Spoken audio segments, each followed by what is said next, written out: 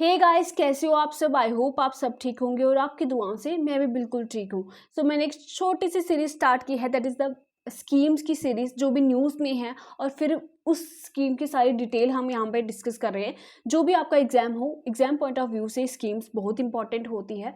और अभी आपने लेटेस्ट जेकेएस का न्यूज़ भी सुना होगा कि इसका जो प्रिलिमिनरी का एग्जाम है अब वो सितंबर में होगा। तो आपके पास 2 से ढाई महीने हैं, आप इसके लिए प्रिपेयर कर सकते हो। और अगर आप स्कीम से अगर आपको कोई क्वेश्चन बनेगा तो होपफुली इस सीरीज से वो आपका कंप्लीट हो जाएगा। ओके, सो सारा कुछ हम डिस्कस करेंगे इसके रिलेटेड। तो चलिए स्टार्ट करते हैं।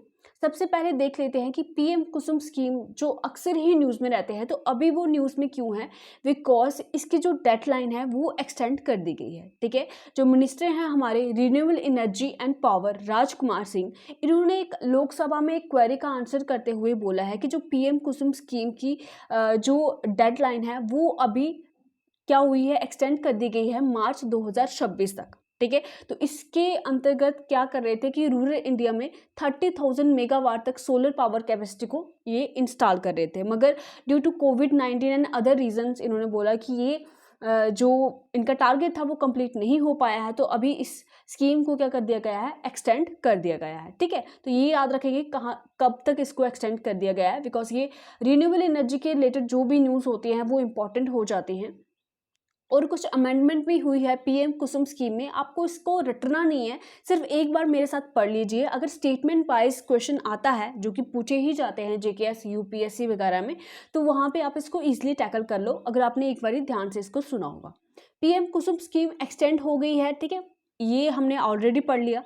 फिर इसमें एक और अमेंडमेंट हुई है, that is feeder level solarisation has been introduced under component C of the scheme and beside barren fallow agricultural land, solar power plants can also be installed on the pasture land and marsh land of the farmer। देखो, pasture lands क्या होते हैं, जो चारागाह मतलब जो जानवरों के चराने के लिए जो फील्ड्स होते हैं, और मार्श लैंड क्या हो गया, जो दलदली इलाका है। तो अब वहाँ पे भी सोलर पावर प्लांट्स जो है वो इंस्टॉल किए जाएंगे फार्मर्स के लिए। ठीक है, नेक्स्ट क्या है, to support small farmers the solar power project smaller than 500 kilowatt may be allowed by states based on techno-commercial feasibility.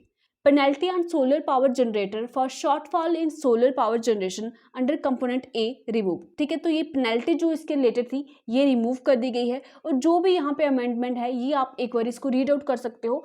आपको पीडीएफ टेलीग्राम चैनल पे मिल जाएगी, जिसका लिंक मैं डिस्क्रिप्शन बॉक्स में आपको दे दूंगी। पीएम किसान स्कीम की आपकी पीडीएफ जो है वो टेलीग्राम चैनल पे आपको सेंड कर दी गई है। ठीक है, तो सेंट्रल फाइनेंशियल असिस्टेंस ने अब क्या किया है कि जो हमारे पंप थे, ठीक है, जो पंप थे उनकी जो कैपेसिटी है अब वो क्या कर दी गई है, इंक्रीज कर दी गई है 7.5 एचपी से 15 एचपी तक। कहाँ कहाँ पे, नॉर्थ ईस्टर्न स्टेट में, UT of Jammu Kashmir and Ladakh में, states of Uttarakhand and Himachal Pradesh में, UT of Andaman and Nicobar. देखो, ये आपने रटना नहीं है, बस इतना याद रख दो कि जो पंप की कैपेसिटी थी 7.5 एचपी से अब वो डबल होके 15 एचपी हो गई है। ठीक है, तो ये भी आप याद रखिएगा।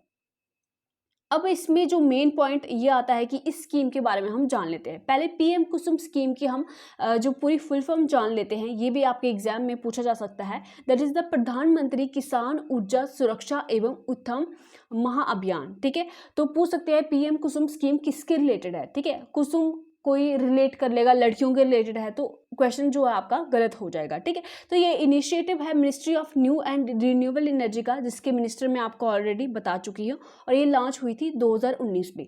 अभी हमने जो पीएम किसान स्कीम पढ़ी थी वो 2018 में लॉन्च हुई थी, और पीएम कुसुम स्कीम जो है वो 2019 में लॉन्च हुई थी।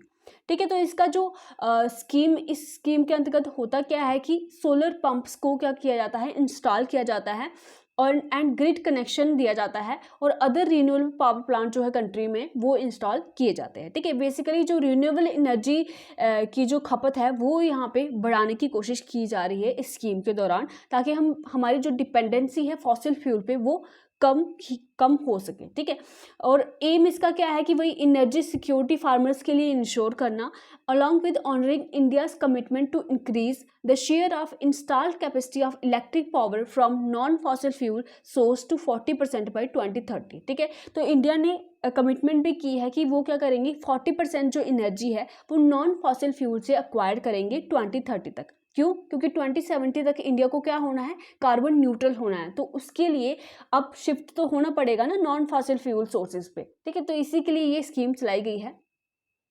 अब इसका ऑब्जेक्टिव वही मैंने आपको बताया, aim to enable farmer to set up solar power generation capacity on their arid land, ठीक है। एरिड लैंड कौन सी लैंड होती है, जो कि एग्रीकल्चर के लिए फिट नहीं होती है, ठीक है। और इनकम भी फार्मर्स की यहाँ पे जनरेट होगी। क्यों? क्योंकि अगर फॉर एग्जांपल 250 मेगावाट कोई सोलर पावर प्लांट किसी फार्मर के खेत में लगा हुआ है और वो इतनी कैपेसिटी प्रोड्यूस कर रहा है और उसको ज़रूरत है सिर्फ 200 मेगावाट की, तो ये 50 मेगावाट जो है वो जो ये इलेक्ट्रिसिटी प्रोड्यूस हुई है उसको वो बेच सकते हैं और पैसे भी कमा सकते हैं। तो इसलिए भी ये इम्पॉर्टेंट हो जाती है। अब यूपीएससी 2016 में इसके रिलेटेड एक क्वेश्चन पूछा गया था, ठीक है। तो आप इसका आंसर देंगे सभी लोग कमेंट सेक्शन में, ठीक है। अपना आंसर लिख लीजिएगा। The international solar alliance was launched at the United nation climate change conference in 2015। बोलता है कि इंटरनेशनल सोलर अलायंस जो है वो 2015 में यूनाइटेड नेशन क्लाइमेट चेंज का जो कॉन्फ्रेंस हुआ था वहाँ पे लॉन्च हुआ था। फिर बात आती है कि जो the alliance include all member countries of the UN. बोलता है कि जो इंटरनेशनल सोलर अलायंस है इसमें सब के सब मेंबर्स आते हैं जितने भी यूएन के पार्ट हैं, ठीक है। तो ये सीधे से कॉमन सेंस की बात है कि ये तो स्टेटमेंट गलत ही होगी, ठीक है। तो यहाँ पे कौन सी करेक्ट हो जाएगी, यहाँ पे देखो जहाँ पे भी 2 है उसको कैंसिल कर दो, तो करेक्ट स्टेटमेंट इसमें 1 हो जाएगी। अगर हम इंटरनेशनल सोलर अलायंस की बात करते हैं तो इसकी फॉर्मेशन कब हुई है, 2015 में हुई है, 23 नवंबर को, ठीक है। 2015 को ये अलायंस जो बना था और ये कहाँ पे फाउंड हुआ था, दैट इज पेरिस फ्रांस में, ठीक है। पर्पस क्या था कि bring together a group of nation to endorse clean energy, ठीक है। तो बेसिकली प्रधानमंत्री नरेंद्र मोदी जी ने इस जो इनिशिएटिव को रखा था यूएन के सामने और इन्होंने बोला था कि ट्रॉपिक ऑफ कैंसर और ट्रॉपिक ऑफ कैप्रिकॉर्न के बीच में जो भी नेशंस आते हैं जहाँ पे हाई सोलर रेडिएशन पड़ती हैं तो उनकी जो मतलब वहाँ पे वो क्या कर सकते हैं, सोलर एनर्जी को यूज़ करके इलेक्ट्रिसिटी प्रोड्यूस कर सकते हैं, ठीक है। तो इसका हेडक्वार्टर कहाँ पे है, इंपॉर्टेंट हो सकता है। हेडक्वार्टर इसका है गुरुग्राम हरियाणा इंडिया में ही है और इसकी ऑफिशियल लैंग्वेज 3 है, दैट इज हिंदी, फ्रेंच और इंग्लिश, ठीक है। और डायरेक्टर जनरल इसके अजय माथुर हैं। हेडक्वार्टर याद रखिएगा, कई बार हेडक्वार्टर एग्जाम में पूछा जा सकता है, ठीक है। सो ये था आज का वीडियो। आई होप आपको कुछ नया सीखने को मिला होगा और आप अपना फीडबैक दे सकते हो कि आपको ये वीडियो कैसी लगी, लाइक शेयर और सब्सक्राइब करके।